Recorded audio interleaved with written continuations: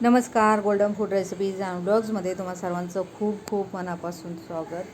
आज आपण लहान भुकेसाठी मुरमुऱ्याचा चिवडा करतो. तर येथे आपण मुरमुरे घेतलेत, चांगले चाळून घ्यायचे. भरपूर लसूण घेतला आहे, सालीसहच लसूण घेतलेला आहे, चांगला ठेचून घ्यायचा.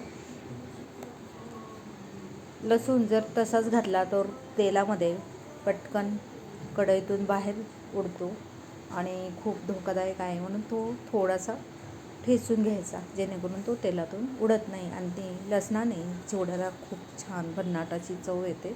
आता एक वाटण आपल्याला करायचं आहे, ज्याच्यामध्ये आपण बडीशेप आणि अख्खे धने घालूयात थोडेसे, 1 चमचाभर.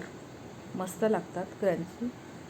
आणि ज्या फुटाणे असतात डाळवं, ते घालायचं आहे. तर इथे मी 3 चमचे घातलं आहे. याने कोटिंग तयार होतं, लाह्यांना छान लागतात.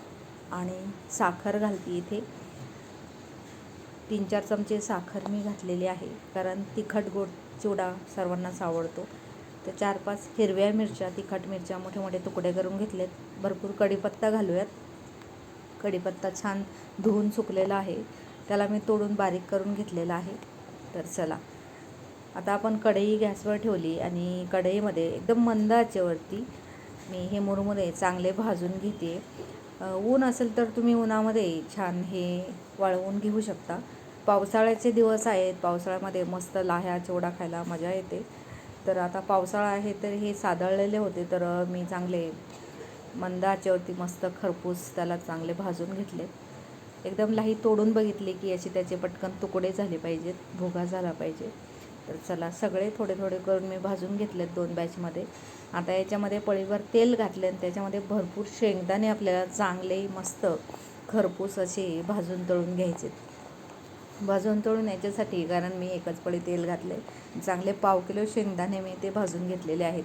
चिवडा म्हटलं की शेंगदाणे प्रत्येक घासात 1 किंवा 2 आलेच पाहिजेत. तर अजून जे तेल आता उरलेलं होतं शेंगदाणे खरपूस भाजल्यावर मी काढून घेतले. आता त्याच्यामध्ये आपण घातलेले आहे मोहरी, जिरं, कढीपत्ता आणि जो आपण ठेचून घेतलेला लसूण होता तो. लसणातलं पाणी चांगलं निघून गेलं, चांगला ब्राऊन झाला की आपण मिरच्याचे तुकडे घालून घेतलेत. मिरच्याचे तुकडे चांगले परतले गेले, म्हणजे प्रत्येक जो जिन्नस आहे त्याच्यातलं पाणी निघून गेलं पाहिजे, इथपर्यंत क्रिस्पी होईपर्यंत आपल्याला ते परतून घ्यायचं. त्याच्यानंतर मी याच्यामध्ये मस्त कोथिंबीर देखील घातलेली आहे. कोथिंबीरीने छान फ्लेवर येतो आणि चवीलाही भन्नाट लागतो, पण कोथिंबीरीमधील पाणी निघून जाईल एवढी मस्त ती तळून घ्यायची. आता हे सर्व साहित्य तळतं आहे तोपर्यंत मी जी आपण पावडर करून घेतली होती ना, ती चिवड्यामध्ये घालून घेतलेली आहे. आणि छान मस्त हे आपल्याला आता छान मिक्स करून घ्यायचं आहे. चवीनुसार आपण त्याच्यामध्ये मीठ देखील घातले आणि थोडेसे पावडर मसाले घातलेले आहेत. हळद घातलेली आहे मस्त कलरसाठी आणि थोडंसं लाल तिखट देखील घातलेलं आहे. आपण हिरव्या मिरच्या घातलेल्या आहेत. छोटी मुलं खाणार असतील, जसं तिखट तुम्हाला हवं आहे, मुलं खाणार असतील तर तिखट थोडासा कमी करायचा किंवा मग थोडीशी पिठी साखर जास्त घालायची. मस्त छान असा चिवडा लहान भुकेसाठी झटपट होणारा हा चिवडा आहे मुरमुऱ्यांचा. हलका फुलका आजी आजोबा देखील खाऊ शकतात.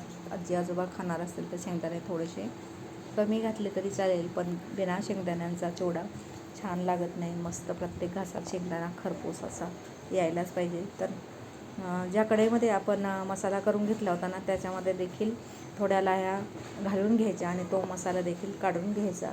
तर अशा पद्धतीने छान मिक्स करून झालेला आहे आपला चिवडा. मस्त झटपट हा चिवडा तयार होतो आणि छोटे मोठे लहान थोर सर्वांनाच हा आवडतो. लहान भुकेसाठी तर हा उत्तम पर्याय आहे. खूप भूक लागलेली असेल तरी देखील हलका फुलका चिवडा खाऊ शकता. थँक्यू.